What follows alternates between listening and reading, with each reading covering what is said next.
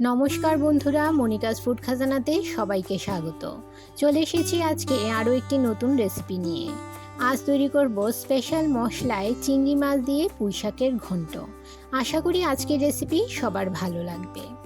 বন্ধুদের কাছে অনুরোধ রইল, একটা লাইক দিয়ে ভিডিওটি কন্টিনিউ করুন আর প্রথম থেকে শেষ পর্যন্ত ভিডিওটি ফুল ওয়াচ করুন। তাহলে আর দেরি না করে চলুন শুরু করছি আজকের রেসিপি।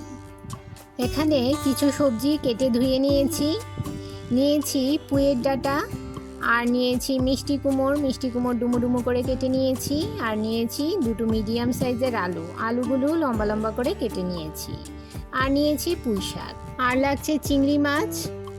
100 গ্রাম চিংড়ি মাছ কেটে ধুয়ে নুন ও হলুদ মাখিয়ে রেখে দিলাম। গ্যাসের চুলায় একটা কড়াই বসিয়ে দিয়ে দিলাম 1 ইঞ্চি দারচিনি টুকরো, 2টো এলাচ, 2টো লবঙ্গ ও 1 চামচ গোটা জিরে। শুকনো খোলায় 2 থেকে 3 মিনিট ভেজে নিয়ে এর একটা পাউডার তৈরি করে নেব। যারা নতুন বন্ধু এখনও আমার চ্যানেলটি সাবস্ক্রাইব করেননি, তাদের কাছে অনুরোধ, চ্যানেলটি সাবস্ক্রাইব করে পাশে থাকা বেল আইকনটি প্রেস করুন আর নোটিফিকেশন অল করুন পরবর্তী ভিডিওর আপডেট পেতে। আর যারা ফেসবুক থেকে ভিডিওটি দেখছেন, তারা ভিডিওটিতে একটা লাইক দিয়ে পেজটি ফলো করুন। এবারে গ্যাসের চুলায় কড়াই বসিয়ে 2 টেবিল চামচ তেল গরম করে নিয়েছি। এতে দিয়ে দিলাম চিংড়ি মাছগুলো। মিডিয়াম ফ্লেমে 2 থেকে 3 মিনিট চিংড়ি মাছগুলো ভেজে নেব। চিংড়ি মাছ ভাজা হয়ে গেছে। এবারে চিংড়ি মাছগুলো তুলে নিয়ে ওই একই তেলে ফোড়নে দিয়ে দিলাম 2টো শুকনো লঙ্কা, একটা তেজপাতা, সামান্য নেড়ে নিয়ে দিয়ে দিলাম কুচিয়ে রাখা 2টো মিডিয়াম সাইজের পেঁয়াজ।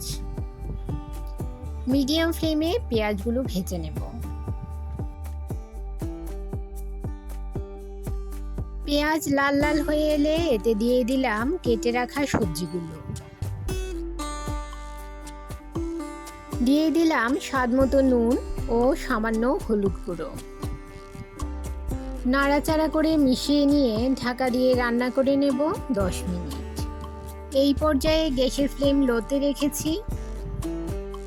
10 মিনিট পর ঢাকা সরিয়ে নিলাম।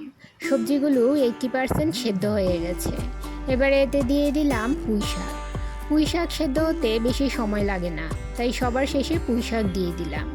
আর দিয়ে দিলাম 1 চামচ লাল লঙ্কার গুঁড়ো, 1 চামচ হলুদ গুঁড়ো ও 1 চামচ চিনি।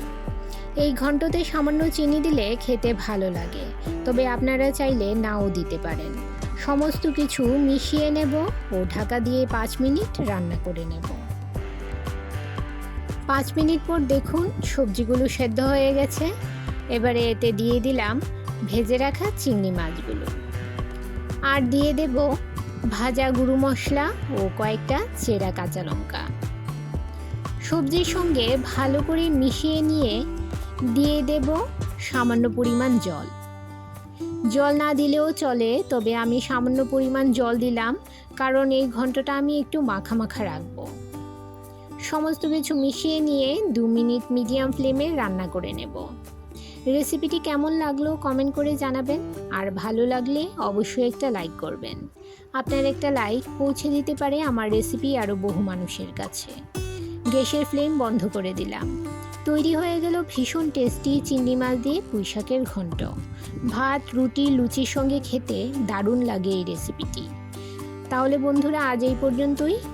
আবার দেখা হবে আরেকটি নতুন ভিডিওতে নতুন রেসিপির সঙ্গে।